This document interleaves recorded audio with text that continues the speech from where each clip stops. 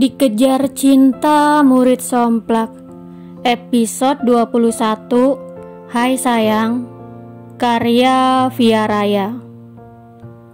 Mintaka cukup terkejut dengan apa yang Reswara lakukan padanya.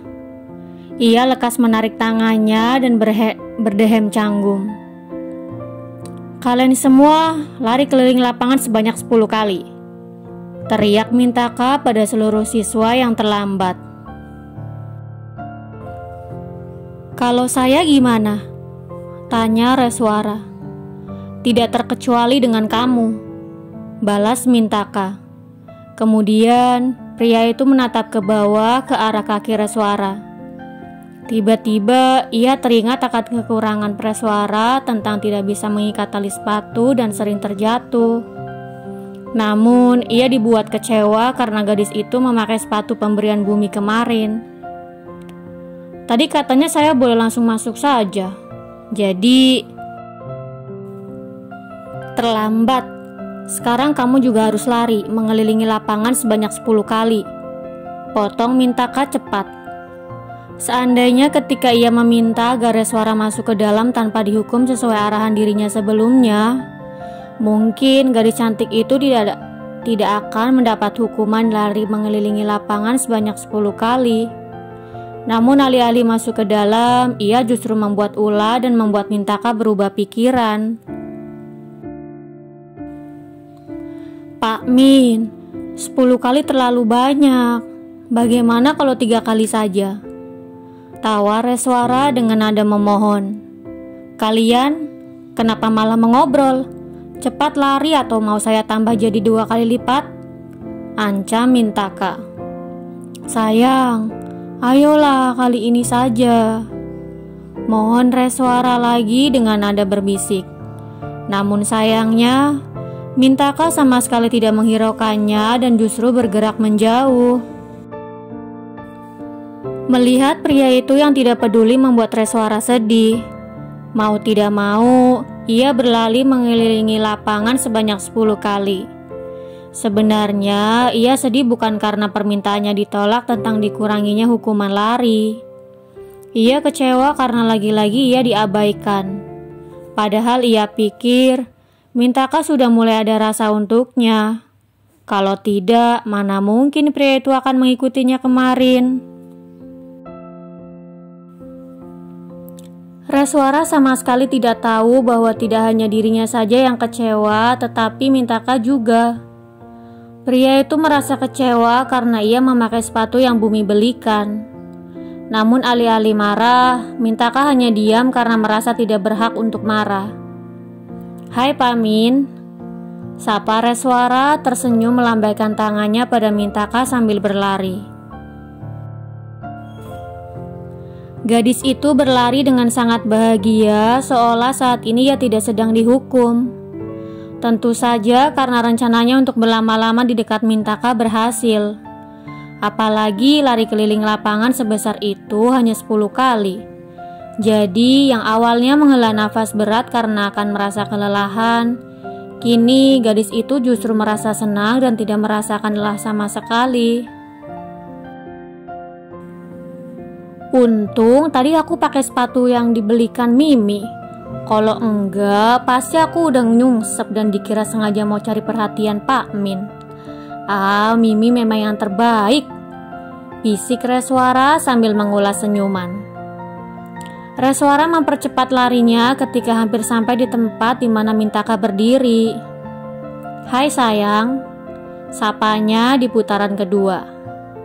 Di putaran ketiga, Reswara menyapa lagi. Hai calon mempelai. Di putaran keempat, gadis itu kembali menyapa. Hai Mintaka. Gadis itu terkekeh geli memanggil guru BK itu hanya dengan namanya saja. Sebutan sayang dan mempelai terdengar biasa di telinga Mintaka. Pria itu mengerutkan keningnya dengan alis yang dinaikkan sebelah. Namun, mendengar Reswara memanggilnya menggunakan namanya saja membuat hatinya bergetar. Di putaran kelima, Reswara kembali membuka mulutnya dan berlari di tempat. Kalau Pak Min tidak mau menjadi calon mempelai saya, Pak Min mau tidak jadi pacar saya? Ujar Reswara sambil mengedipkan sebelah matanya. Lalu ia kembali berlari untuk putaran yang keenam. Astaga, anak kecil ini benar-benar banyak sekali tingkahnya. Gumam Mintaka tersenyum sambil menyentuh tengkuknya. Rasanya cukup unik. Ia tidak merasa bahwa Reswara tidak sopan karena bersikap seperti itu padanya. Namun, ia merasa gadis itu benar-benar unik dan menggemaskan. Akan tetapi, boleh menunjukkannya dan harus bersikap biasa-biasa saja. Kalau Reswara sampai tahu apa yang ia rasakan saat ini, gadis itu tidak akan pernah melepaskannya begitu saja. Tepat ketika berada di dekatnya, ia merubah ekspresi wajahnya menjadi datar. Jadi, jawaban Pak Min apa? Tanya gadis itu dengan nafas yang terengah-engah. Tangan kanannya bergerak dan mengusap keringat di dahinya menggunakan lengannya. Melihat anak-anak lain sudah berada di belakangnya, membuat Reswara terpaksa harus beralih lagi tanpa mendengar jawaban dari Mintaka. Ya ampun, umpatnya kesal.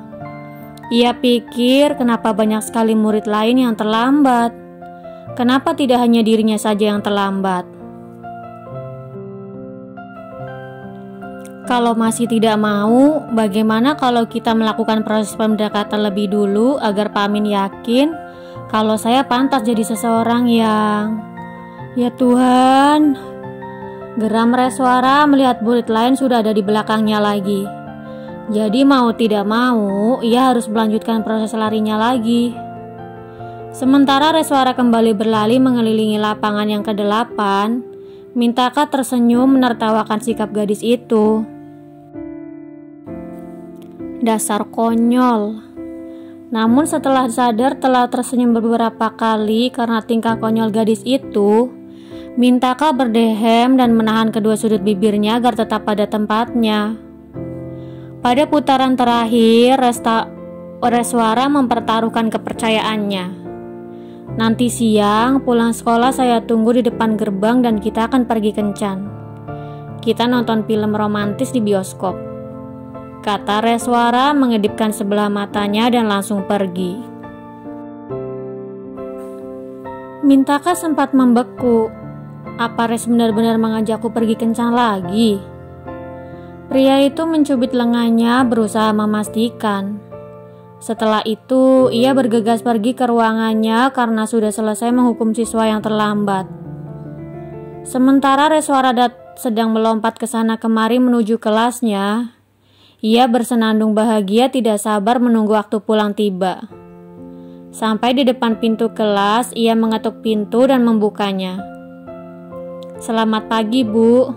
Maaf saya terlambat, ucap gadis cantik itu. Masuk, seru guru pembimbing. Reswara pun langsung masuk ke dalam. Ia melambaikan tangannya pada bumi sambil tersenyum. Kemudian ia menunjuk ke arah kakinya dan mengucapkan kata terima kasih dengan sebuah bisikan. Melihat sepatu yang gadis itu kenakan membuat kedua sudut bibir bumi terangkat sempurna. Rasa khawatirnya langsung hilang melihat Reswara kini ada di depan matanya. Betapa senang ia pagi ini melihat gadis yang disukainya memakai sepatu pemberiannya. Aku bawa bekal yang kamu pengen, kata bumi berbisik. Oke siap, nanti kita makan siang di saung belakang lagi, balas Reswara berbisik. Gadis cantik itu duduk dan mulai fokus mengikuti pelajaran. Melihat Reswara yang makin hari makin dekat dengan bumi membuat Esther curiga. Gadis itu bertanya-tanya tetapi belum bisa mengutarakannya pada Reswara. 4 jam 30 menit berlalu dan bel istirahat makan siang pun tiba. Bumi langsung mengeluarkan rantang bekal di tasnya dan langsung menghampiri meja Reswara. Ia langsung menggenggam tangan mungil gadis itu dan menariknya. Kamu ngapain, Bumi? Aku mau ngomong penting sama Res. Terkejut Esther. Bagaimana bisa Bumi bersikap seperti itu pada Reswara? Kenapa sikap pemuda itu seolah sudah sangat dekat dengan gadis itu? Sebenarnya di sana Esther atau Bumi yang menjadi sahabat Reswara? Kenapa justru pemuda itu yang terlihat sangat dekat dengan Reswara bukannya Esther? Nanti aja aku sama Mimi mau makan siang dulu di saung. Timpal Reswara setengah berteriak. Esther hanya bisa mengangguk dan menahan baik-baik rasa penasarannya. Ia akan menanyakannya nanti setelah memiliki waktu yang pas. Sedangkan Bumi dan Reswara sedang berlarian menuju saung di belakang sekolah. Sampai di sana, Bumi dan Reswara duduk dengan nafas yang tersengal. Kemudian Bumi mulai membuka rantang satu persatu. "Kamu kenapa tadi pagi telat?" tanya Bumi penasaran. "Aku sengaja biar bisa ketemu sama Pak Min," sahut Reswara tersenyum malu-malu. Bersambung. Jangan lupa untuk like, komen, share, subscribe, dan tekan tombol lonceng untuk mendapatkan notifikasi episode selanjutnya. Terima kasih.